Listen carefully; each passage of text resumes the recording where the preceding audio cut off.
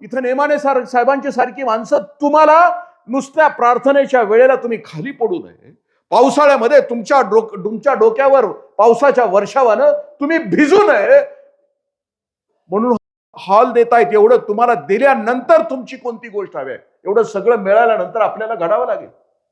या संस्थेचं प्रोडक्ट म्हणून जगाच्या बाजारामध्ये आल्यानंतर आपल्याला ते जे करतायत नेमाने साहेब ते आपल्याला करावं लागेल. काही माणसं प्लेजरसाठी जगतात, काही माणसं पर्पज साठी जगतात, काही माणसं पॅशनसाठी जगतात आणि काही माणसं हॅपीनेस साठी जगतात.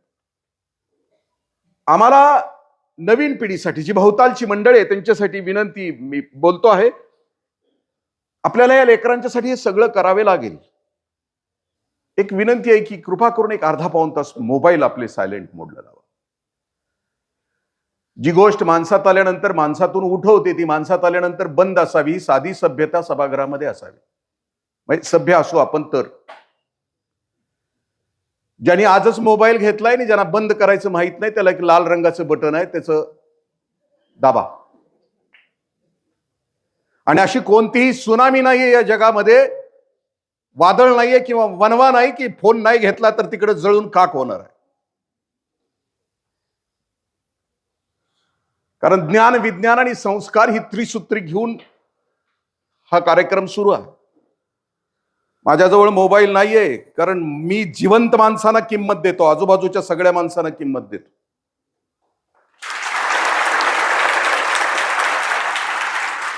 कोणतरी 200 किलोमीटर वरनं फोन करतंय, जेवलास का, खाल्लास का, गरज नाही तुझी मला.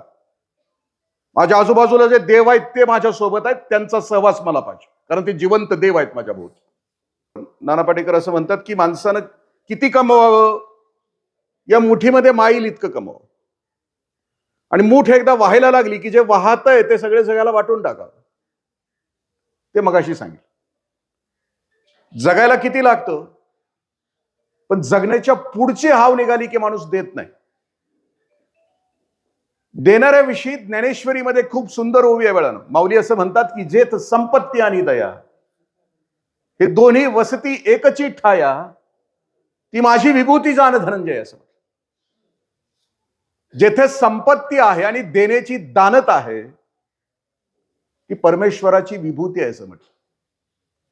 अन्यथा संपत्ती असणारे भरपूर आहेत, पण ती तशीच पाठीमागं ठेवून गेले तर ते त्याच्यावर नाग होऊन परत जन्माला येतात. नाग होऊन कोण पाहुणा मागायला आला की त्याला फणा मारतात, कोण गरजू मागायला आला की त्याला फणा मारतात. या फणा मारणाऱ्यांची नावं कुठंच नाही, तिसऱ्या दिवशी संपतात. परमपूज्य बापूजींच्या चरणी अनंत कोटी प्रणाम करतो. आणि या संस्थेच्या या प्रशालेमध्ये प्रार्थना मंडप ज्यांनी प्रदान केलं, कालच्या नगरपालिकेच्या तिकीट वाटपासारखं चाललंय.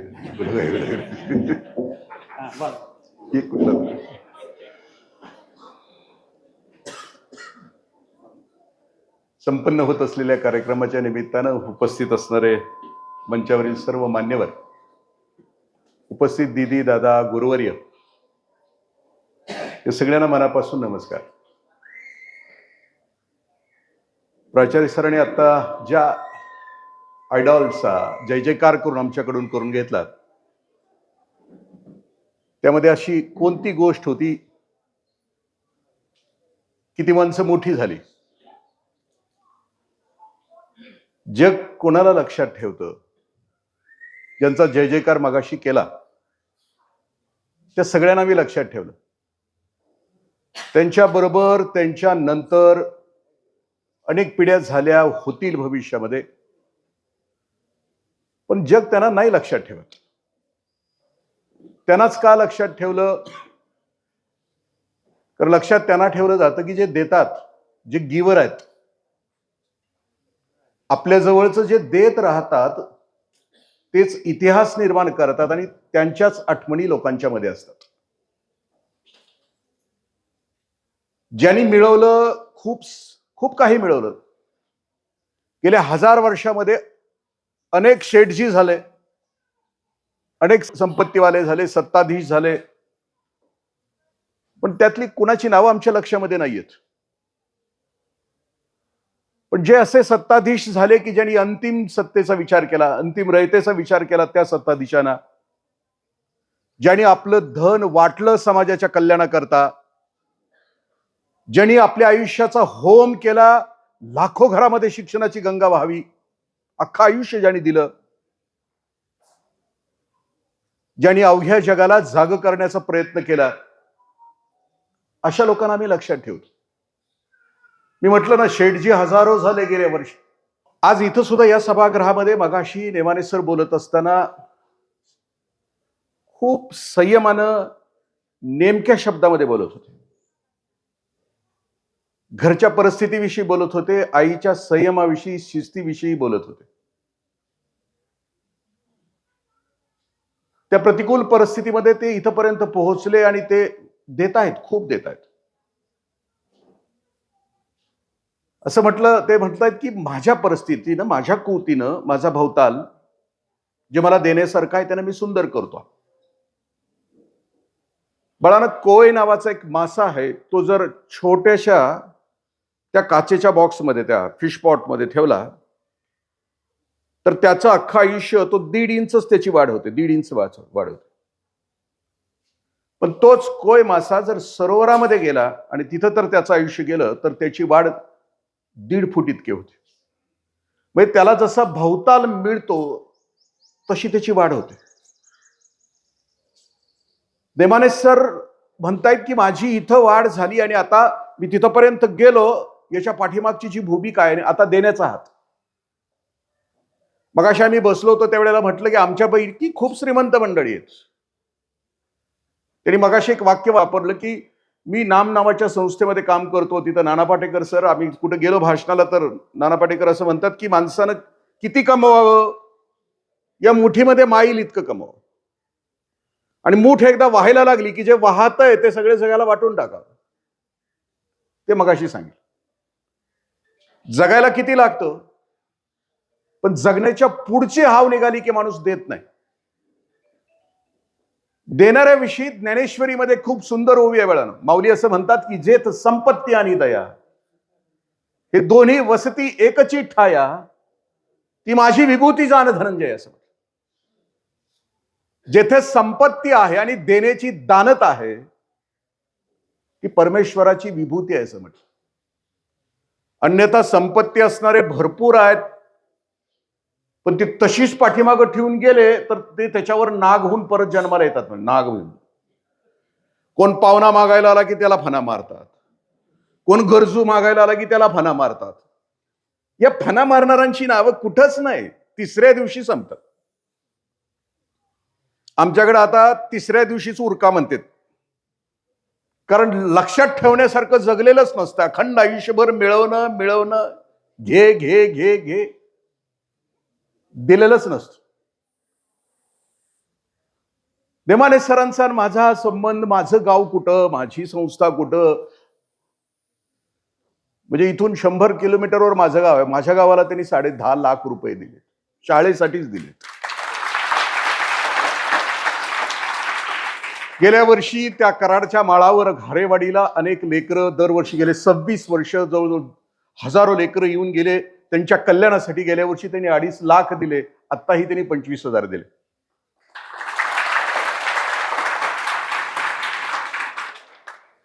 हे आकडे आमच्यासारख्याच्या कानामध्ये घुमले पाहिजेत. 25,000 दिले तर 25 रुपयाची तरी दानत आमच्यामध्ये निर्माण झाली. हाचा कार्यक्रम कशासाठी आहे? मगाशी सरांनी सांगितलं की दातृत्व, कृतज्ञता आणि प्रेरणा या माणसाच्या आयुष्यामध्ये असल्या पाहिजेत. दातृत्व नसलेली, प्रेरणा नसलेली, कृतज्ञता नसलेली माणसं त्यांच्या आयुष्यामध्ये काहीच कमवू शकत, कारण ती माणूसच नसतात. 4 प्रकारचं दान असतं. मी मागच्याही कार्यक्रमामध्ये सांगितलं होतं की 4 प्रकारचं दान असतं. 4th क्लास दान, कुरकुरत केलेलं दान. आम्हीच फाडायची का पावती प्रत्येक वेळेला? दुसरं कोण घावत नाही का तुम्हाला? कुरकुरत केलेलं दान. 3 नंबरचं दान, 10 रुपयाची गरज असली तर 5च रुपये देणं. 5च रुपये देणं. 10 रुपयाची देण्याची दानत असते. पण 5च रुपये द्यायचं, म्हणजे गरज पूर्ण झालीच नाही पाहिजे.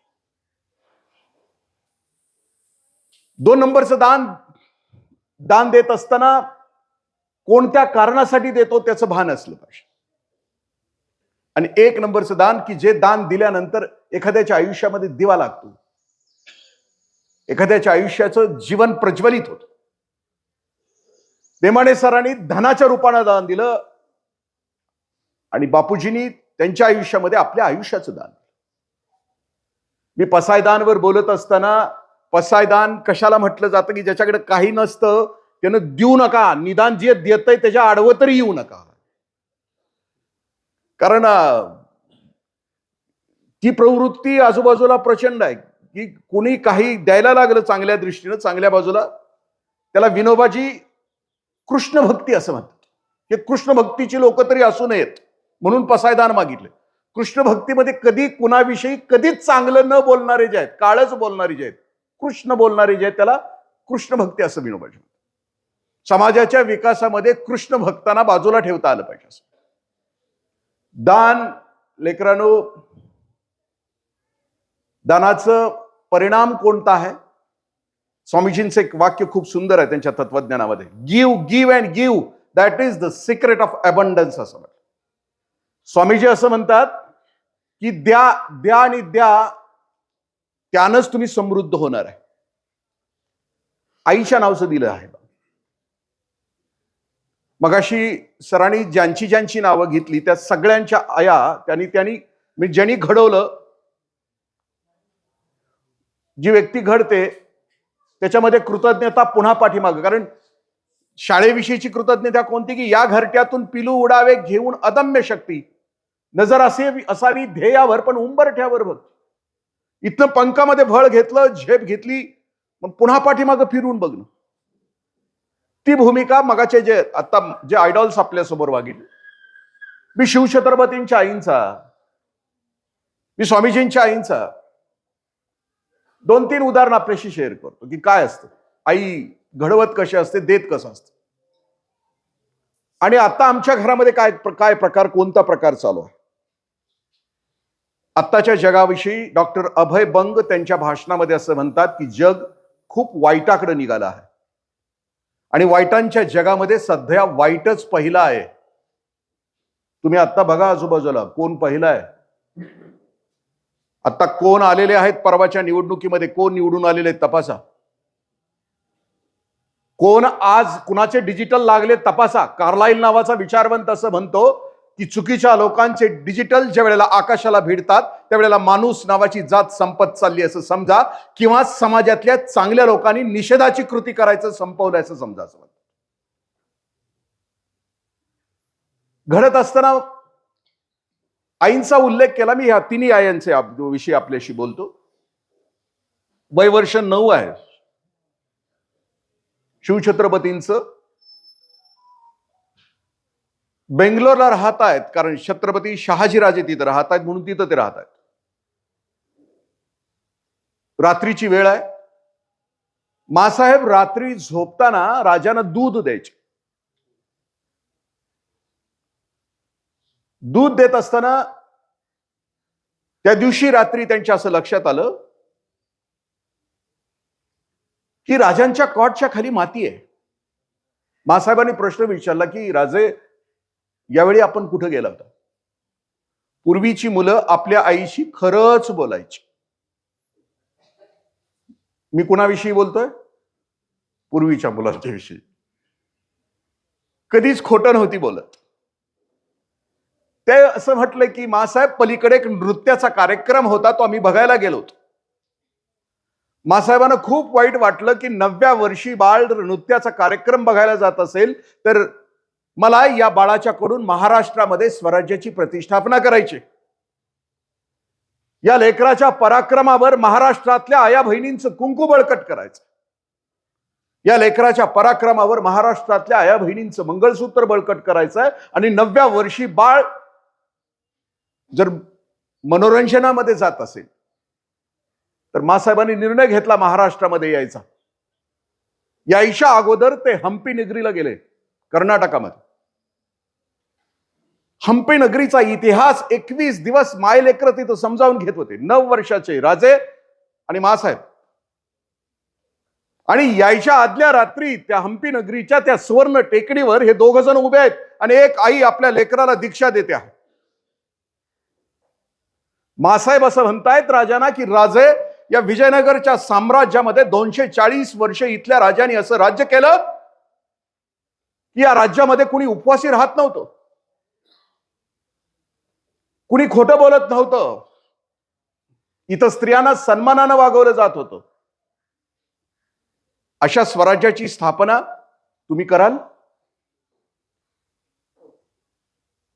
राजांच्या लक्षात येत नव्हतं की वय वर्ष 9 समजत नव्हतं, पण मासाहेब कोणती तरी दिव्य गोष्ट माझ्याशी बोलतायत हे राजांच्या लक्षात येत होतं की एक साम्राज्य, एक राज्य असं उभं करायचं आहे की जिथं कुणी उपवासी झोपणार नाही रात्री, की जिथं दरोडा पडणार नाही, की जिथं आया बहिणींना इज्जतीनं वागवले जाईल, असा एक समाज, असं एक राज्य तयार करायचं आहे. मासाहेब बोलत होत्या. राजाने मूठ आवळली. वय वर्ष 9 मासाहेबांच्या नजरेला नजर दिली आणि त्या सुवर्ण टेकडीवर शिवछत्रपती मासाहेबांना वचन देतात की हो मासाहेब, तुमच्या नजरेतलं स्वराज्य मी स्थापन करू. 9 वर्ष दीक्षा.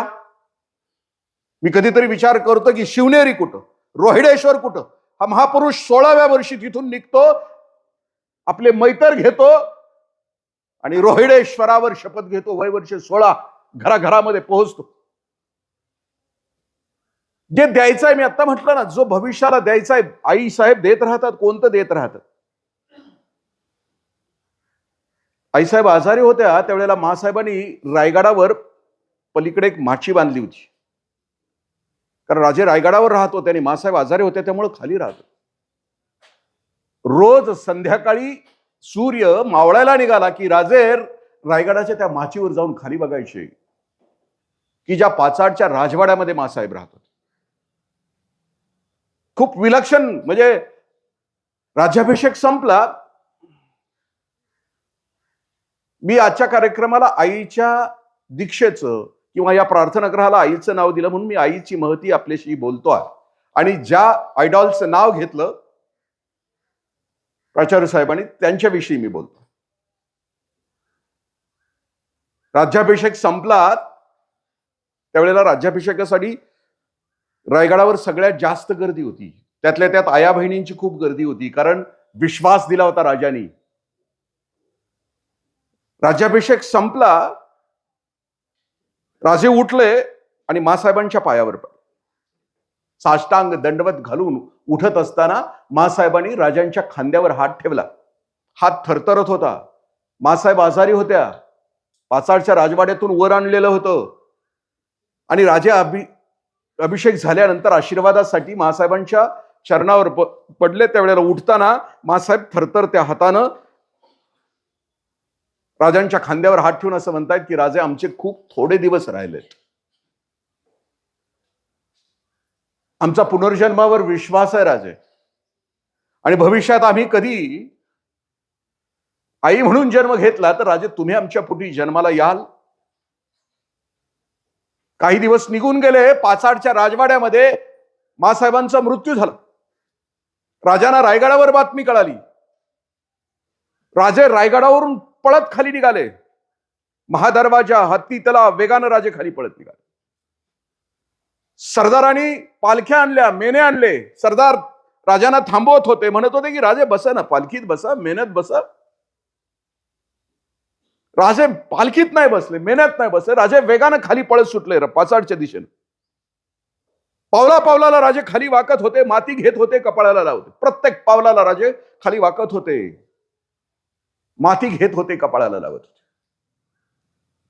सरदारांनी प्रश्न विचारला की राजे खाली काय वागता, माती काय कपाळाला लावता?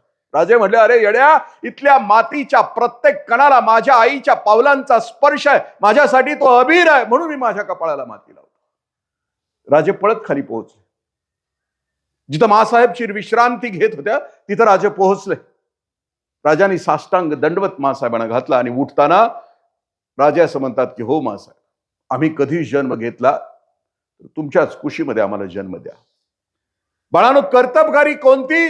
मगाशी रेमानी सरांनी सांगितलं की मी आईच्या विषयी हो आई, तुम्हाला इतकं दिलंस, तुम्हाला इतकं घडवलंस, तुम्हाला संकुचित नाही केलंस, स्वार्थी नाही केलंस, लबाड नाही केलंस, खोटं नाही केलंस, माझ्या हाताला देण्याचं दातृत्वाचं बळ दिलं. ती कृतज्ञता तिथं होती. विवेकानंद 7 वर्षाचे होते. 7 वर्षाचे असताना बाहेर खेळत होते. विवेकानंदांच्या आईचं नाव आहे भुवनेश्वरी देवी. खेळत असताना तू कोण होणार, तू कोण होणार, तू कोण होणार, चर्चा पोरांची. आणि स्वामीजी असं म्हणतात की मी टांगेवाला होणार. मुलं हसली. आज ही आमच्या मुलांना आम्हाला मोठं करायचं आहे. त्याला खूप पैसेवाला, नोटा छापायची त्याला मशीन करायचं आहे, त्याला प्रेस्टिज पाहिजे, त्याला मान सन्मान पाहिजे, लबाडांचा आणि खोट्यांचा. पॅकेज, प्रेस्टिज आणि प्रॉपर्टीसाठी करिअरचा अर्थ आम्ही आजच्या काय केलाय की पॅकेज, प्रेस्टिज, 3P साठी लेकरांना घडवलं. हसल्यानंतर भुवनेश्वरी देवीने आपल्या घरातून बघितलं की माझ्या मुलांना इतर मुलं चिडवतायत, हसतायत, म्हणून भुवनेश्वरी देवी बाहेर आल्या आणि त्यांनी विचारलं मुलांना की का माझ्या मुलाकडे बघून का हसला तू. मग बाकीची मुलं म्हटली, बघा ना, आम्हाला डॉक्टर, वकील, इंजिनियर, प्राध्यापक व्हायचा आहे आणि नरेंद्र असं म्हणतो की मला टांगेवाला व्हायचं. आईला वाईट वाटलं, कारण प्रत्येक आईला वाटत असतं की माझं पोरगं खूप मोठं व्हावं. Low seem is crime, low aim is crime. छोटी स्वप्न म्हणजे गुन्हा आहे असं. पण माझ्या पोराला असं का वाटलं टांगेवाला व्हायचं. त्यांनी कान पकडला नरेंद्राचा, विचारलं की तुला टांगेवाला व्हायचं. हो मला आई, मला टांगेवाला व्हायचं. परत उचललं नरेंद्रला, घरामध्ये नेलं, पुन्हा एकदा कान पिळून विचारलं की तुला खरंच टांगेवाला व्हायचं. होय. मी का व्हायचंय तुला. बघ ना आई, तो टांगेवाला, तो घोडा, त्याचा लगाम त्याच्या हातामध्ये असतो, दिसायला किती तो देखना दिसतो. म्हणून भुवनेश्वरी आता मात्र चिडल्या नाहीत. त्या गावात गेल्या, एकच चित्र, त्याच्या 3 कॉपीज घरामध्ये आणल्या. ती 3 चित्र 3 भिंतीवर, ते चित्र 3 ठिकाणी लावलं. हात पकडला आणि सांगितलं की बाळा, तुला टांगेवाला व्हायचंय ना, तुला हा टांगेवाला व्हायचा. भगवान श्रीकृष्ण हातामध्ये घोड्यांचा दोर घेतलेला, जगाला उपदेश करणारा.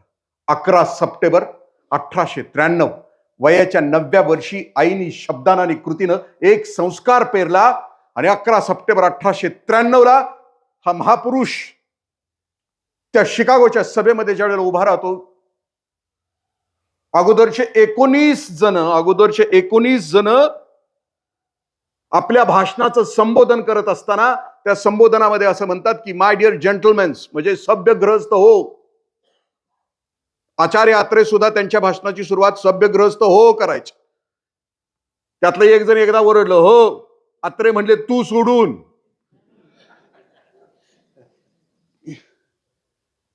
स्वामीजींच्या अगोदर 19 वक्त्यांची भाषणं झाली. त्या वक्त्यांनी सबंध सभागृहाला संबोधन करत असताना सभ्यग्रस्त हो केलं. भुवनेश्वरी देवीने आपलं लेकरू वाढवत असताना यासाठी म्हणतो की भुवनेश्वरी देवींच्या मनामध्ये नक्की होतं की माझं बाळ कोण व्हायला हवं, कोण असायला हवं.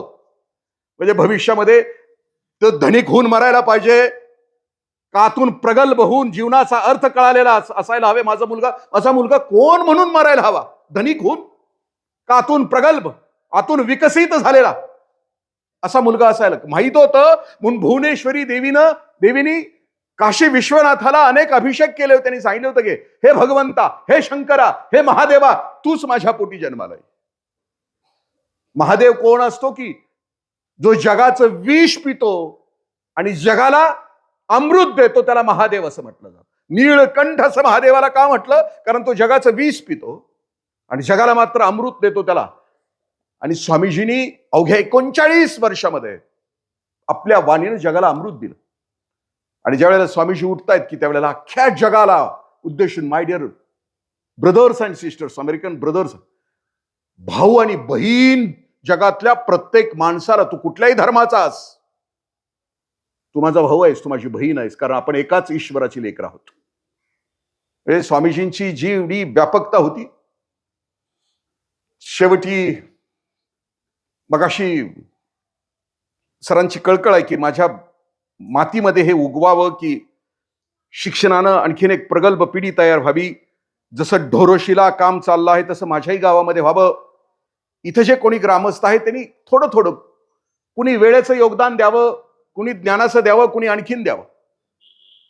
मी मिरज तालुक्यामधल्या भोसे नावाच्या गावामध्ये गेलो होतो. तिथे एक शिक्षक आहेत पवार गुरुजी म्हणून, प्राथमिक शिक्षक आहेत. 5:30 पर्यंत ड्युटी करून ते तिथे येतात. त्यांनी एक अभ्यासिका काढलेली. त्या अभ्यासिकेमध्ये 9वी पासून ते एमपीएससी युपीएससी करणारी मुलं बसतात त्या अभ्यासिकेत. आणि पवार गुरुजी तिथं 6ला बसतात. 11 पर्यंत ते अभ्यासिका चालतात. कोणीच उठून बाहेर जायचं नाही. जरी नैसर्गिक विधीला जायचं असलं तर 5 मिनिटात परत यायचं. कुणाला उशीर झाला नैसर्गिक विधीला जाऊन बाहेर यायला तर त्याला रावण आहेस काय असं म्हणतात. 11 वाजेपर्यंत पोरांना घेतात. घराघरात आज अधिकारी आहेत. गावासाठी म्हणजे माझी नोकरी करून संध्याकाळी 6 ते तुम्हाला पैसाच देण्याची आवश्यकता नाही ग्रामस्थांना कुणाला. ज्याच्याकडे वेळ आहे त्यानं वेळ, ज्याच्याकडे धन आहे त्यानं धन, जे ज्याच्याकडे आहेत त्यानं ते समर्पित करून पुढच्या पिढीला दिलं पाहिजे. तरच ही लेकरं. भुवनेश्वरी देवी, आणखीन मगाशी सरांनी नाव घेतलं की भगिनी निवेदिता, त्यांचं मूळ नाव आहे मार्गारेट नोबल.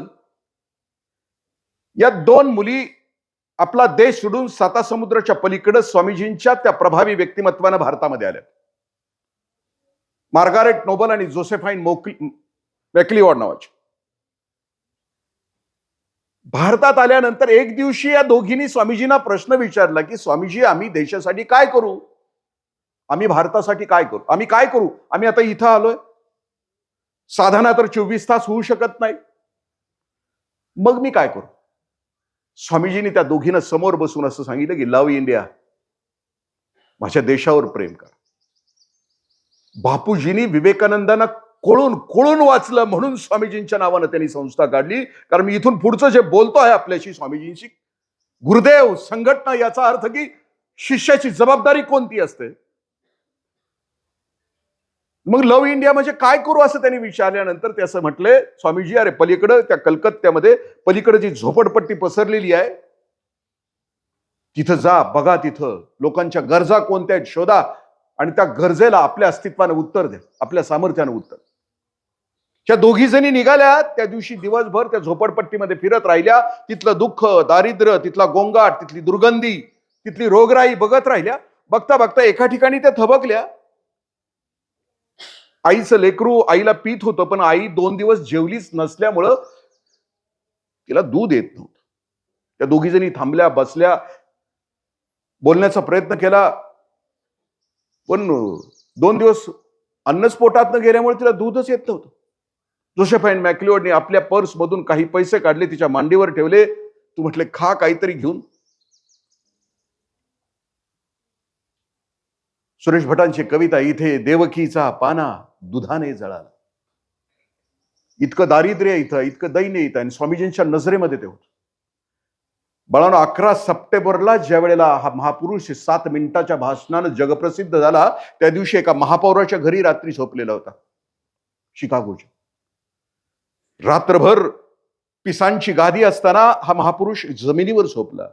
उशी घेतली होती, रात्रभर व्याकुळ होऊन डोळ्यातल्या अश्रूनं ती उशी भिजली होती. स्वामीजी भिजली होती यासाठी की तिथं असताना जगभरातला तो विजयाचा उत्सव मिळाला असताना स्वामीजी विचार करत होते की माझ्या देशातलं दैन्य, माझ्या देशातलं दारिद्र्य, माझ्या देशातली विफलता, माझ्या देशातली अंधश्रद्धा कधी संपणार, म्हणून रात्रभर स्वामीजी रडत होते. या दोघींनी काही पैसे दिले, परत संध्याकाळी आले. स्वामीजींनी प्रश्न विचारला की काय केलं आज? ते म्हटले की लव्ह इंडिया स्वामीजी बघून आलो आम्ही झोपडपट्टी. मग काय दिसलं? मग त्यांनी सांगितलं की असं असं झालं. एक आई होती, दूध नव्हतं म्हणून आम्ही तिला पैसे दिले.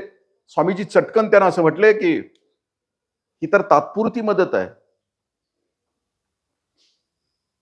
इथे एक छोटासा बंधारा बांधला तर या झोपडपट्टीच्या साठी काहीतरी जमीन पिकवता येईल. पण इथे इंजिनियर नव्हता त्या काळात. त्यावेळेला सुएज कालवा बांधला जात होता आणि तिथं अल्बुकर्क नावाचा इंजिनियर होता. ही जोसेफाईन मॅक्लिओड नावाची मुलगी शिष्या स्वामीजींची सुएज कालव्याच्या काठाशी गेली की जिथं अल्बुकर्क राहत होता त्याच्या शेजारी खोली घेतली आणि तिला रोज सकाळी जायची आणि प्रार्थना करायची की माझ्या गुरुदेवांच्या देशात चल, आपल्याला एक तलावा बांधायचा, माझ्या गुरुदेवांच्या देशात चल, इथे एक तलाव बांधायचा, गुरुदेवांचा आदेश होता. वर्षभर राहिली. अल्बुकर्कला कलकत्त्यामध्ये आणलं, एक छोटासा बंधारा बांधला. गुरुदेवांना दिलेली दक्षिणा होती.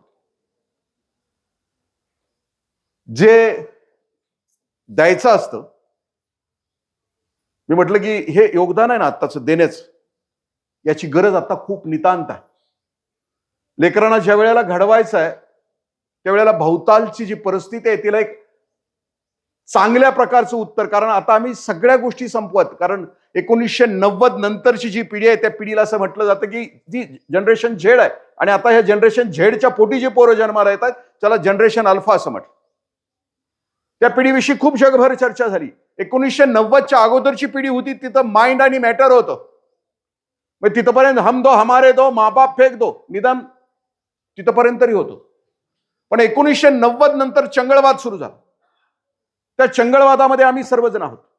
आपण बायर्स मार्केटमध्ये आहोत. कर्ज तत्काळ उपलब्ध आहे आणि आमची जगण्याची दिशा, जगण्याचं ध्येयच नाही कळालं का. जी माणसं, काही माणसं असतात ना, माणसाचे 4 प्रकार आहेत, त्यांच्या आयुष्याची ध्येय वेगवेगळी आहेत. पहिल्या प्रकारची माणसं असतात ती प्लेजरसाठी जगतात. खा प्या आणि मजा करा, eat drink and be happy, ये दिल मांगे मोर. ब्रँडेड शूज, ब्रँडेड कपडे, ब्रँडेड मोबाईल. मग अशी कृतज्ञतेचा विषय निघाला म्हणून मी आपल्याशी बोलतो. बाळांनो, खूप अतिवृष्टी झाली गेल्या 2-3 महिन्यापूर्वी. ती नदीवरचा बांध रात्री 12 वाजता फुटला. 7 गावामध्ये पाणी गेलं. जनावरं वाहून गेली, शेती वाहून गेली. अनेक कुटुंब उद्ध्वस्त झाली. डोळ्यामध्ये अश्रूंच्या धारा होत्या. आणि त्याच वेळेला मुंबईला एक ऍपल 17 नावाचा मोबाईल विकायला आला. मी ज्या परिस्थितीविषयी बोलतोय ना, की जिथं संवेदना संपली, जिथे डोळ्यातले अश्रू संपले, त्यावेळेला तिकडं डोळ्यामध्ये अश्रू होते आणि इथं सकाळी 6 वाजल्यापासून त्या ऍपल 17च्या मिळवण्यासाठी 1.5 लाखाच्या फोनसाठी रांगा होत्या तिथं. कृतज्ञता मी म्हणतो. बाळांनो, हे सगळं तुम्हाला ही सगळी मंडळी देतायत. आणखीन एक 3-4 या सगळ्या गोष्टीसाठी आपल्याला तयार का व्हायचंय? तुम्ही एक 5-6 महिन्यापूर्वीची बातमी वाचली का नाही मला माहित नाही, किंवा तुमच्यापर्यंत पोहोचली का नाही माहित नाही. नांदेडचा एका मजुराचा मुलगा गुरुवारी आपल्या वडिलांना असं म्हणतो की बाबा, शाळेमध्ये मला जाण्यासाठी एक मोठी वही आणि कंपास हवाय. वडील असं म्हणतो की बाळा, मजुरी रविवारी मिळणार आहे, थांब ना 3 दिवस. बाळाला झेपत नाहीये ते. तो शेतात जातो आणि बाबळीच्या झाडाला गळफास घेतो.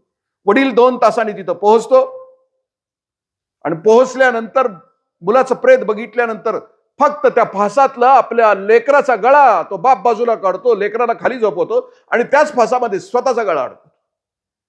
मी हे तुम्हाला यासाठी सांगतोय बाळांनो, की एक नांदेडचं लेकरू एक कंपास आणि एक वही मिळण्यासाठी आपलं आयुष्य संपवतं. पण इथं गाव, इथं नेमाने साहेबांची सारखी माणसं तुम्हाला नुसत्या प्रार्थनेच्या वेळेला तुम्ही खाली पडू नये, पावसाळ्यामध्ये तुमच्या डोक्यावर पावसाच्या वर्षावानं तुम्ही भिजू नये म्हणून हॉल देतायत. एवढं तुम्हाला दिल्यानंतर तुमची कोणती गोष्ट हवी आहे, एवढं सगळं मिळाल्यानंतर आपल्याला घडावं लागेल. या संस्थेचं प्रोडक्ट म्हणून जगाच्या बाजारामध्ये आल्यानंतर आपल्याला ते जे करता येत नाही माने साहेब, ते आपल्याला करावं लागेल. काही माणसं प्लेजरसाठी जगतात, काही माणसं पर्पजसाठी जगतात, काही माणसं पॅशनसाठी जगतात आणि काही माणसं हॅपीनेससाठी जगतात. आम्हाला नवीन पिढीसाठी, जी भोवतालची मंडळी आहे त्यांच्यासाठी विनंती मी बोलतो आहे, आपल्याला या लेकरांच्यासाठी हे सगळं करावे लागेल. कारण खलील जिब्रान असं म्हणतो की माणूस नावाच्या जातीनं मरायच्या अगोदर पुढच्या पिढीला जगण्याच्या लायकीचा समाज तयार करून मग मरावं लागतं. आपण कोणता समाज केलाय आपल्या अवतीभोवती बघा. आम्हाला लातूर पॅटर्नला आमची पोरं घालायची आहेत, कोटा पॅटर्नला घालायची आहेत. कित्येक आत्महत्या होत आहेत तिथं, कारण आई वडिलांची इच्छा आहे की मुलाला, आणि मुलांना नाहीये करायचं ते, कारण त्याच्यामध्ये हॅपीनेस नाहीये. आम्ही कोणता समाज केलाय तयार की आमच्या पोरांना लातूर पॅटर्नला आम्ही घालतो, लाखो MCQs त्याच्याकडून तयार करून घेतो. आम्ही स्वप्न बघतो की मुलगा 4 वर्षानंतर डॉक्टर होऊन येईल, ॲप्रन घातलेला असेल, स्टेथोस्कोप घातलेला असेल आणि डॉक्टर म्हणून स्वप्न बघतो आहे, कष्ट करता येईल लेकरू आपलं 2-2 वर्ष येत नाही सणासुदीला सुद्धा. आणि त्याच वेळेला मुंबईला कुणीतरी घाणेरडा माणूस 5 स्टार मध्ये राहतो आहे आणि 85 लाखाला नीटचा पेपर विकतो आहे. जी पोरगी 720 मार्कानं पहिली आली ती 12वीत पास सुद्धा नाही, नीटला कशी काय 720 पडू शकते? म्हणजे भवताल लबाडांचा, खोट्यांचा आजूबाजूला सुरू असताना आम्ही सगळेजण शांत असतो आणि त्या समाजात आम्हाला आमची लेकरं पोहोचवायची आहेत का? बापूजी असू द्या, कर्मवीर अण्णा असू द्या, या सगळ्यांनी शिक्षण ज्या वेळेला देण्याचा प्रयत्न केला त्यावेळेला दोन्ही गोष्टीचा विचार केला की लेकरू ज्या वेळेला अधिकारी होईल त्यावेळेला प्रामाणिक असेल आणि लेकरू ज्या वेळेला शेतात उभा राहील त्यावेळेला रुमण्यावर हात ठेवला तर पेन आणि रुमणं तितक्याच ताकदीनं तो वापर.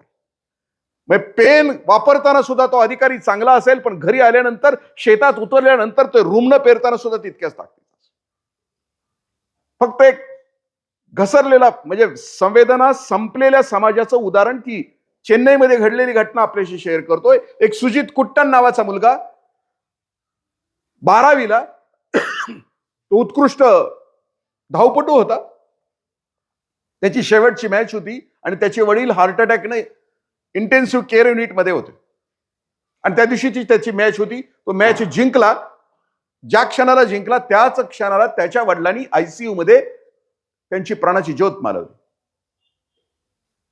त्यावेळेला चेन्नईमध्ये पालकांच्या अनेक सभा झाल्या आणि त्यावेळेला चर्चा हीच होती की सुजित कुट्टन कुठं असायला पाहिजे होतं, मैदानावर की आपल्या वडिलांच्या शेजारी त्यांच्या केसातून हात फिरवत आपल्या वडिलांना आधार देत. लाख मोलाचं जीवन हे दाखवण्याचं आहे, मिरवण्याचं आहे की आतून समृद्ध होण्याचं. यश या शब्दाची डेफिनेशन संत असं करतात की तुम्हाला यश मिळालं हे कशावरून ओळखायचं की तुम्ही कितीही मोठ्या पदावर असला, गेला, सत्तेवर गेला, संपत्तीवर गेला, पदावर गेला, प्रतिष्ठेवर गेला, मान सन्मानाच्या अत्युच्च ठिकाणी गेला, ते म्हणजे यश नव्हे. यश त्याला म्हटलं जातं की तुम्ही आतून शांत आहात का? पीस ऑफ माइंड आहे का तुम्हाला? तुम्ही स्टेबल आहात का? स्थिर आहात का? आणि द लास्ट, तुम्ही हॅपी आहात का? आनंदी आहात का? तुमच्या जीवनामध्ये तुम्ही आनंदी आहात का? रोज भगभग, वकवक, रखरख.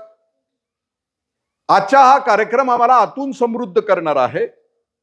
समृद्ध या शब्दाचा अर्थ मग मगाशी म्हटलं की अख्खा आमचं आयुष्य अर्थप्राप्तीसाठी घालवायचं का अर्थपूर्ण जगायचं हा दिशा देणारा आजचा कार्यक्रम आहे. आणि त्या कार्यक्रमाची उंची एका याच गावच्या सुपुत्रानं हा प्रार्थना हॉल बांधण्यासाठी जे दिलं दान त्याच्यातून हा कार्यक्रम आहे आणि ती एक दिशादर्शक गोष्ट आमच्याकडे व्हावी अशी प्रार्थना.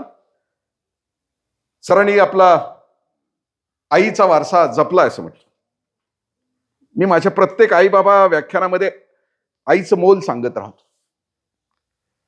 पलीकडं म्हणजे काय आई का तिला जपायचं असतं किंवा जगण्याच्या प्रेरणा आई बाबा कशा असू शकतात. तुमच्यासाठी उदाहरण शेवटचं उदाहरण सांगतो की बाळानं धारावीच्या झोपडपट्टीतला एक सलील नावाचा मुलगा 12वीच्या बोर्डाच्या परीक्षेत आला. माझं खूप आवडतं लाडकं उदाहरण. पहिला आल्यानंतर प्राध्यापक त्याच्या महाविद्यालयाचे त्याचा सत्कार करायला त्याच्या खोलीत पोहोच. धारावीच्या झोपडपट्टीचा तो गोंगाट, ती दुर्गंधी, ते गटार तुडवत तुडवत प्राध्यापक या लेकराच्या खोलीत झोपडीत पोहोचल्यानंतर तिथलं वातावरण, त्या झोपडीमध्ये किती समृद्धी होती. 2 सतरंजा, एक स्टोव, काही शिजवायचं साहित्य. प्राध्यापकाने त्याला प्रश्न विचारला की कसं काय पहिला आला एवढ्या वाईट वातावरणामध्ये? आमच्या कार्ट्याला सगळ्या शिकवण्या लावल्या, सायकल मागितली सायकल दिली, बूट मागितला बूट दिला, सगळं दिलं, दिल मागे मोर सगळं दिलं, पण इथं काहीच नसताना, तुला सोयी सुविधा नसताना तू कसं काय पाहिजे? तू कसं काय पाहिला? आता जीवाची कान करू नये का?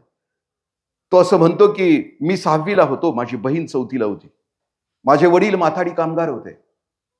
6वीत असताना वडील जग सोडून निघून गेले. आई घरात होती पण आई कधी घराच्या बाहेर पडली नव्हती. घरातलं जेवण थांबलं, कारण आई घराच्या बाहेर पडत नव्हती, आमचं शिक्षण थांबलं. पण एका क्षणाला आई जागी झाली आणि आईनं ठरवलं आम्हाला शिकवायचं म्हणून आई घराच्या बाहेर पडली आणि शेजारच्या अपार्टमेंटमध्ये तिनं धुण्या भांड्याचं काम चालू केलं. माझी आई सकाळी धुण्या भांड्याला जायची, ती संध्याकाळी परत यायची. दिवसभर त्या घरामध्ये ते धुण्या भांड्याचं काम करायचे. जिथं दुपार होईल तिथं शिळा तुकडा खायची. सर वर्षभर आमच्या घरची चूल पेटली, आमचं शिक्षण सुरू झालं. आई काम करत होती, जिद्दीनं पैसे कमवत होती, संसार सुरू होता. पण सर दिवसभर पाण्याच्या सहवासामुळे एक दिवशी आईला सर्दी झाली आणि आईनं अंथरूण पकडलं, ती पुन्हा उठलीच नाही, कारण सर्दी तिची टीबीवर गेली. आता मात्र सर घरामध्ये पुन्हा चूल बंद पडली, पुन्हा उपासमार सुरू झाली, पुन्हा आमच्या दोघांचं शिक्षण थांबलं. मग सर आम्ही दोघांनी मिळून बहीण भावंडांनी विचार असा केला की धारावीच्या झोपडपट्टीमध्ये आम्ही दोघांनी मिळून एक चहाचा गाडा टाकला. मी 5-6 तास चहा करू लागलो, माझी बहीण 3-4 तास चहा करू लागली. सर कमवणं सुरू झालं. सर पुन्हा उपासमार थांबली, आमचं शिक्षण सुरू झालं. सर औषधोपचारासाठी आईचं औषधोपचार सुरू झाला. पण त्या औषधानं सर आई बरी झालीच नाही. टीबीनं आईच्या अंगावरचं मांस खाऊन टाकलं. सर फक्त हाडाचा सापळा शिल्लक राहिला तिचा. सर आता आईला मरायचं होतं, कारण टीबीनं तिला बरंच केलं. जीर्ण आणि क्षीण झाली होती आई माझी. आईला मरताना सांगायचं होतं, तिच्या श्वासाची शेवटची घरघर सुरू होती, तिला मरताना काहीतरी सांगायचं होतं, म्हणून सर तिला मांडीवर घेतलं. माझा कान तिच्या तोंडाजवळ नेला आणि आई जोरानं जोरानं जोरानं बोलली, सर की सलील शिक आणि बहिणीला शिकव. सर आई वाक्य बोलली, जग सोडून निघून गेली. पण सर मरताना आईचे डोळे उघडे होते, सताड उघडे होते, माझ्याकडे बघत होते, मिटलेच नव्हते. सर आई निघून गेली, पण आम्ही पुन्हा शिकत राहिलो, काम करत राहिलो. 10वी नंतर 11वीत आलो. 11वी मध्ये मस्ती, दिल दोस्ती, दुनियादारी, जवानी. सर कॉलेजला गेल्यानंतर वाटायचं की क्लास बुडवावा, कॅन्टीन मध्ये बसावं, क्लास बुडवावा, मॅटिनीला जावं, क्लास बुडवावा, एखाद्या श्रीमंत पोराच्या मोटरसायकलवर बसून शायनिंग मारावी. सर जवानी होती ना, मस्ती होती ना, सर वाटायचं ना. पण सर ज्या वेळेला मला वाटायचं ना की क्लास बुडवावा, कॉलेजच्या कॅन्टीन मध्ये बसून वडापाव खावा, क्लास बुडवावा, मॅटिनीला जावं, क्लास बुडवावा, एखाद्या श्रीमंत पोराच्या मोटरसायकलवर बसून शायनिंग मारावी. सर ज्या वेळेला मला वाटायचं ना, त्या वेळेला आईचे डोळे माझा पाठलाग करायचे आणि मृत्यूच्या वेळेचे आईचे शब्द माझ्या कानात घुमत राहायचे की सलील शिक आणि बहिणीला शिकव, सलील शिक आणि बहिणीला शिकव. म्हणून सर मी पहिला आलो. बाळांनो बघा ना, तुम्ही आज घरी गेल्यानंतर विचारा ना स्वतःला, घरी गेल्यानंतर आईला बघा ना. तुम्ही उठायच्या अगोदर उठणारी तुमची आई, तुम्ही झोपल्यानंतर झोपणारी तुमची आई. आई कष्ट करत असेल रानात बाळांनो, तर कधीतरी तिचे पाय उघडे पडले तर तिच्या पायाला पडलेल्या भेगा बघा ना, आणि त्या भेगांच्या मध्ये गंगा, यमुना, सरस्वती नाही दिसल्या ना, तर ती कृतज्ञता होत नाही. श्वास नेमाने सारणे आपल्या भाषणातला जो एक मुद्दा होता ना, तो कृतज्ञता. नितांत कृतज्ञता. माझं जीवन ज्यांनी घडवलं, मी इथपर्यंत येण्यासाठी मला ज्यांनी समृद्ध केलं, त्या प्रत्येकाविषयीची कृतज्ञता. मी महाविद्यालयामध्ये असताना माझ्या कॉलेजमध्ये माझ्या अभ्यासाच्या त्या टेबलच्या खाली मी एक रॉबर्ट फ्रॉस्टची कविता लिहिली. कविता होती माझ्या पुढं, कविता होती. आजही माझ्या घरामध्ये ती कविता लिहून ठेवली. The woods are lovely, dark and deep, but I have promises to keep and miles to go before I sleep and miles to go before I sleep. त्या कवितेतून त्या कवीला असं सांगायचं की माझ्या घडण्यामध्ये अनेकांचा हातभार आहे, गल्लीचा आहे, घराचा आहे, गावाचा आहे, देशाचा आहे, आणि या सगळ्यांचं ऋण फेडल्याशिवाय मी मरणार नाही. Miles to go before I sleep and miles to go before I sleep. आम्हाला नेमाने सरांचं आव्हानच मी पुन्हा एकदा घट्ट करतो आणि माझ्या वाणीला विराम देतो. आईविषयी आम्ही बीएससी अॅग्रीच्या शेवटच्या वर्षाला होतो. ती मधली तिघ चौघे राजा. जेवणाची वेळ कितीची आहे? सकाळ शाळा का? बस म्हणजे जेवायला दिलंच पाहिजे असं काय आहे? एक 15-20 मिनिट. माझं बाळ ज्ञानप्रबोधिनीला होतं. तिथे एक मानसिक व्यक्तिमत्वाचा भाग होता की मुलं अशी बाहेर नेली जायची रविवारी, 4-4 वाजेपर्यंत जेवणच दिलं जायचं. म्हणजे प्रतिकूल परिस्थितीचा ताण सहन किती करू शकतात, शारीरिक, मानसिक, भावनिक. ते त्याचं मानसिक व्यक्तिमत्व आहे, त्याचं भावनिक व्यक्तिमत्व. म्हणजे शरीराचा ताण किती सहन करू शकतात, ते त्याचं व्यक्तिमत्व. त्याच्यातलं एक आत्ताच उदाहरण बाळानं, ताण सहन करणं, अपमान सहन करणं. 2 वर्षापूर्वी उत्तर प्रदेशच्या 12वीच्या बोर्डाच्या परीक्षेमध्ये एक शर्मा नावाची मुलगी पहिली आली. तिची मुलाखत आहे, 2 मुलाखती आहेत तिच्या. पहिल्या मुलाखतीमध्ये दुर्दैवानं हार्मोनल इम्बॅलन्स झाल्यामुळे तिच्या चेहऱ्यावर दाढी मिशा आहेत.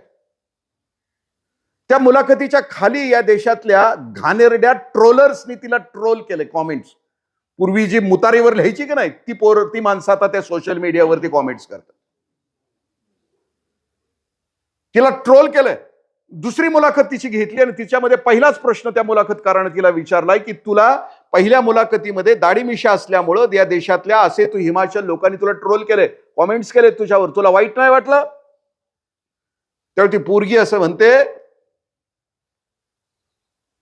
हार्मोनल इम्बॅलन्स आहे. ती खूप सुंदर हसते दुसऱ्या मुलाखतीत. तिच्या चेहऱ्यावर कुठला ताण नाही, तणाव नाही, अपमानाची फिकीर नाही. जगण्याचा अर्थ तिच्या आईने तिला सांगितलं. आणि ती सहज हसत म्हणते की हार्मोनल इम्बॅलन्स आहे, 2 गोळ्या घेतल्या तर चेहऱ्यावरच्या दाढी मिशा जाणार आहेत आणि ब्युटी पार्लर 5-5 मिनिटाच्या अंतरावर आहेत, संपून जाईल दाढी मिशा.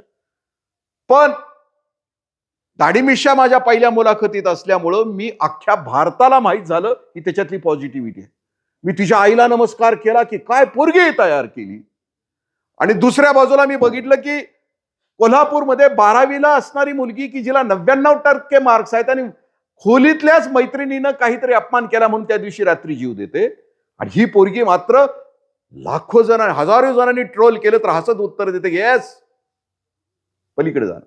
ही ताकद आणि ही क्षमता घर घडवतं, गल्ली घडवते, देश घडवतो.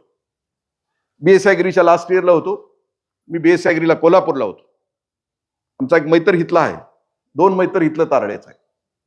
लास्ट इयरला आम्ही असताना एकमेकाला विचारायचो की तू कोण होणार, तू कोण होणार. आमचा एक धुळ्याचा मैत्र होता, तो म्हणला कोण नाही होणार, आमच्या घरात एक सोन्याचा खांब आहे, तो जपणार. म्हटलं जप, आमच्या बाचका जात आहे, जहागीरदाराचं कार्ट आहे. आम्ही एकमेकाच्या घरी जेवायला जात होतो. सगळ्यात उशिरा त्याच्या घरी जेवायला गेलो. शेवटी त्याच्या घरी जेवायला गेलो. कोल्हापूर धुळे गाडी सकाळी 10 वाजता त्याच्या घरात पोहोचली. घरात गेल्या गेल्या आम्ही प्रत्येक जण तो खांब असा टोकरायचून त्याला विचार, सोन्याचा खांब कुठं आहे, सोन्याचा खांब कुठं आहे. तो काहीच बोलत नव्हतं, गप्प बसलो होतो, सुमकुंडरी, अजिबात बोलत नव्हतं. आम्ही वाईस झोपलो, प्रवास केला होता म्हणून, आणि पुन्हा जेवायला बसलो. तिची आई आत भाकरी करत होती. भाकरी नावाचा एक पदार्थ आहे,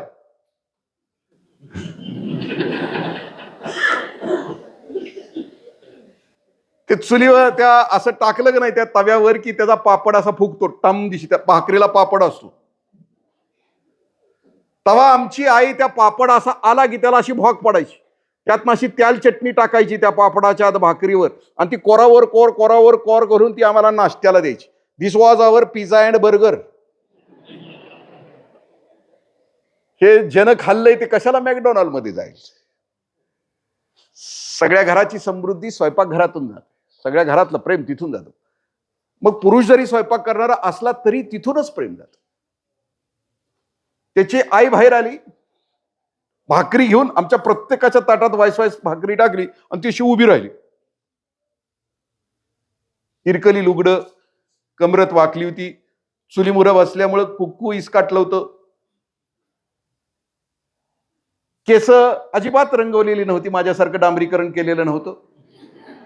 ज्या वयात जशी केस असतात तशीच. आमच्या मैत्रिणाला अचानक काय झालं माहित नाही. त्यानं आईला एक गोल प्रदक्षिणा घातली, आईच्या खांद्यावर हात ठेवला, आमच्याकडे मस्तीत स्वाभिमानानं बघत आमच्याकडे म्हटला, ए आल्यापासून विचारताय सोन्याचा खांब कुठं आहे, सोन्याचा खांब कुठं आहे, सोन्याचा खांब कुठं आहे. ह्योच माझा सोन्याचा खांब.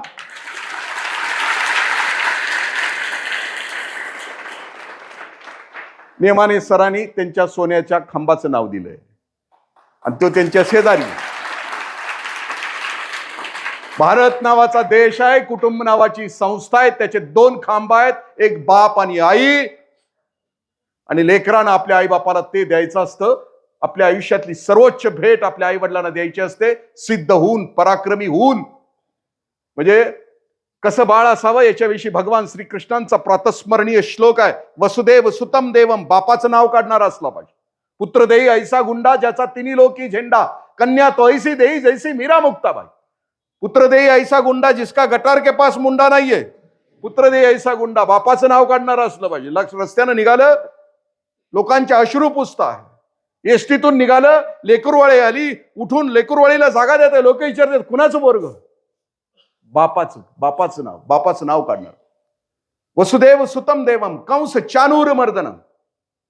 त्याला वाईट गोष्टीचा धिक्कार असला पाहिजे. मगाशी साहेबांनी सांगितलं की भ्रष्टाचार पाप. म्हणजे इलेक्शन आलं तर आदल्या दिवशी या तरुण पोरांनी गावाच्या भोवती गस्त घातली पाहिजे. पैसे वाटायला येईल त्याच्या टकोऱ्यात काठी हाणली पाहिजे. आमचं गाव इकू देणार नाही. त्या गावातला तरुण जागृत आहे, त्याला वाईट गोष्टीविषयी धिक्कार. लोकशाही संपवणार नाही, आत्मा जमीर विकून मतदान करू देणार नाही, अशी तरुणाईची फौज आजूबाजूला असली पाहिजे. ती कारणं घेऊन उभी असली पाहिजे. कंस चानूर मर्दनम, वाईट गोष्टीविषयी त्याच्या मनामध्ये तिरस्कार असला पाहिजे. देवकी परमानंदम, म्हणजे जगाच्या बाजारामध्ये लेकरू पराक्रम करत असताना आई अशी थुई थुई नाचली पाहिजे. माझ्या सुहासनं इथल्या संस्थेमध्ये 4 अश्रू पुसले. माझ्या सुहासनं या संस्थेच्या लेकरांना छप्पर दिलं. माझ्या सुहासनं या संस्थेला दिलं. आणि ज्या वेळेला ही आई हा पराक्रम बघून आतून थुई थुई नाचते, त्यावेळेला असं म्हटलं जातं की देवकी परमानंदम. आपल्या आईला असं वाटलं पाहिजे की आपण ज्या वेळेला पराक्रम करू जगाच्या बाजारामध्ये आणि आपल्या पराक्रमाच्या बातम्या आपल्या आईच्या कानावर जातील, त्यावेळेला आई अशी तरंगत असली पाहिजे. नसतं रस्त्यावरनं निघाली तर हे आपलं आपलं आपलं, नाहीतर डॉल्बीवर नाचते, ह्याच्या मागे फिरते, त्याच्या मागे फिरते, लबाडांचा जय जयकार करते, खोट्यांचा उद उद करते, ह्याच्या सतरंजा उचल, त्याचा सतरंजा उचल. अरे हे काय आईला अभिमानास्पद आहे का? देवकी परमानंदम कृष्णम वंदे जगद्गुरु. रस्त्यानं लेकरू निघालं तर बाकीच्या आयांनी सांगितलं पाहिजे, ए सुहासच्या नादाला लाग, त्याच्या बरोबर चाल. नुसता चाललास तरी लोक तुझा मान सन्मान करतील, नुसता बरोबर जरी राहिलास. लबाडांच्या बरोबर चाललास तर लोक तुझा अपमान करतील, तुझ्या दुर्गुणांची चर्चा करील, तुझ्या वाईटपणा, तुमची संगत कशी. बाप पिढीला एवढंच सांगेन की बाबांनो, पुढच्या पिढीसाठी काम करावं लागेल बापू. कारण आल्यापासून बापू लय बोलत्या. येथ वडील ज्याचे आचरती तया नाम धर्म ठेवीती, तेची अनुष्ठिती सामान्य सकळ माऊली म्हणतात. गावातली मोठी माणसं जशी वागतात तशीच पुढची पिढी वागते. गावातली मोठी माणसं समाज मंदिरा बसून पत्त्याचा कॅट खेळत असतील तर पुढच्या पिढीनं काय घ्यायचं त्यांच्याकडून? एक का दुर्री तिर्री रतन खत्री. आम्ही पुढच्या पिढीसाठी वातावरण, एकच उदाहरण देऊन संपवतो 1 मिनिटात. चितमपल्ली सरांची तुम्ही पुस्तकं वाचली तर त्याच्यामध्ये एक उदाहरण आहे. त्या जंगलातल्या माकडांना समजतं की आता येणारा काळ दुष्काळाचा आहे. ती माकडं त्या जंगलातली मधाची पोळी गोळा करतात, मध गोळा करतात, त्याची काही फळं मिसळतात, त्याचे लाडू करतात तहान भुकेचे, आणि झाडाच्या डोलीत ठेवतात आणि पिल्लं अशी त्याच्या भोवती जमा करतात. आणि पिल्लांना ती सांगतात माकडं की दुष्काळ येणार आहे बाळानो, तुमचे तहान भुकेचे लाडू या डोलीत ठेवलेत. आणि सगळी प्रौढ माकडं त्या डोंगराच्या कपारीवर वर जातात आणि सगळी प्रौढ माकडं आत्महत्या करतात, संपून टाकतात जीवन. पण पोरांच्या जगण्यासाठी पाठीमागं तहान भुकेचे लाडू देतात. आमच्या या लेकरांना भविष्यामध्ये जगण्याची रीत, जगण्याची नीत आणि जगण्याची रीत भात आम्ही शिकवून पुढे जाईल. मागच्या पिढीनं गेलो तर ही पिढी सन्मानानं जगेल. विवेकानंदांचं नाव देताना बापूजींनी यासाठी विचार केला, ज्या वेळेला अमेरिकेमध्ये सगळी समृद्धता होती, 3 वर्षानंतर स्वामीजी परत येत होते, त्यावेळेला तिथल्या पत्रकारांनी विचारलं की स्वामीजी, तुम्ही भोगभूमीतून तुम्ही परत तुमच्या देशाला निघालात, तुम्हाला जावंसं वाटतं तुमच्या भारतामध्ये? 3 वर्षाचं इथली समृद्धी बघितल्यानंतर अमेरिकेतून, त्यावेळेला स्वामीजींचे उद्गार आहे, the soil of India is highest heaven to me, असं स्वामीजी म्हणतात. म्हणजे भारताची माती ही माझ्यासाठी खूप उच्च प्रती, स्वर्गादपी गरीयसी. तुम्ही त्याच संस्थेचे प्रोडक्ट आहात की ज्या संस्थेनं हे 3 संस्कार देण्याचा तुम्हाला प्रयत्न केला आहे. मधल्या पिढीतल्या काही जणांनी पाळलं, आता पुढच्या पिढीला तुमच्यामध्ये हे संस्कार व्हावेत. म्हणून आजचा कार्यक्रम अत्यंत महत्वाचा. तुमच्या उघड्या डोळ्यांनी तुम्हाला बघायला असायला हवं की हा सुपुत्र, सुकन्या, सुमाता, ह्या सगळ्या कोणत्या गोष्टी आहेत तुमच्या डोळ्यांनी बघायला. एका तेजस्वी महापुरुषाचा वारसा सांभाळणारे सर कसे आहेत. ह्या गोष्टी खूप दुर्मिळ असतात बाळांनो, की जे आपल्याला उघड्या डोळ्याने बघता यावेत. बापूजींचे सुपुत्रांना आम्ही बघतो आहोत. या गावातल्या एका तेजस्वी दान देणाऱ्या सुपुत्राला बघत आहोत. म्हणजे हा बघण्याचाही कार्यक्रम आहे. आणि ज्याला काही करता येत नाही, मी त्या परवा दिवशी एका संस्थेमध्ये गेलो होतो. अमोल मानकर म्हणून पोरगा आहे, 35 वर्ष, 400 गेल्याच आठवड्यात गेलो होतो. अमरावतीच्या पुढे सांजाग्राम नावाची संस्था आहे. 400 आया बहिणी सांभाळतात. त्यातल्या 20-30 तरुण वेश्या आहेत. त्यांना आणून त्यांना संगोपन करून, संवर्धन करून, त्यांचं काउन्सिलिंग करून त्यांचा संसार तो बसवणार. आणि उरलेल्या ज्या शेकडो महिला आहेत तिथं, त्या रस्त्यावर सोडलेल्या तुम्ही आणि वयस्कर. एक तर माऊली त्यानं काही 15 दिवसापूर्वी आणली की 2 पोरं तिच्या पदरात आहेत आणि तिला रस्त्यावर सोडलं. आता तीळ तुटत होतं. आणि अमोल मानकरचं वय 35 वर्ष, त्याच्या पोराचं वय 8 महिन्याचं आहे. नवरा बायको दोघं, त्याच्या बायकोचं वय 29 वर्ष. आणि शेकडो आया बहिणी सांभाळते की ज्या त्याच्या नात्याच्या नाहीत, त्याच्या जातीच्या नाहीत, त्याच्या धर्माच्या नाहीत. आणि ह्या आया बहिणी सांभाळतंय 400, त्यांचे अश्रू पुसतंय, त्यांना आंघोळ घालतंय. 35 वर्षाचं वय. त्यानं युवा शिबिर आता भरवलं होतं. मी म्हटलं अमोल तू जरा वाईस बोल की. तो म्हटलं काका मला बोलायला येत. हा बरोबर आहे म्हटलं, देवानं नियोजनच तसं केलं. म्हणजे जी बोलत नाही ती काम करतात आणि जी काम करत नाही ती माझ्यासारखी बोलतात. म्हणून कदाचित मला जन्माला घातला असावं. यांचा भाट म्हणून बाळानं खूप मोठे व्हा, यशवंत व्हा, जयवंत व्हा, कीर्तिवंत व्हा. आणि असेच आदर्श तुम्ही तुमच्या गावामध्ये निर्माण कराल. मला बोलवलं, बोलण्याची संधी दिली आणि ऐकून घेतलं. थोडीशी मोबाईल बाबत दमबाजी करावी लागली, त्याबद्दल क्षमस्व. कारण लई अतिरेक आहे त्याचा. माझ्या मोबाईलवरच एक व्याख्यान आहे 1.5 तासाचं, तुम्ही ऐका त्या युट्यूबवर. मोबाईलचे दुष्परिणाम, आता या देशातली तरुणाई मोबाईलच्या आहारी कशी गेली आणि त्याला कोणतं उत्तर आहे ते आपण तुम्ही त्याच्याविषयी बोलू शकता, बघू शकता. धन्यवाद. जय हिंद, जय महाराष्ट्र.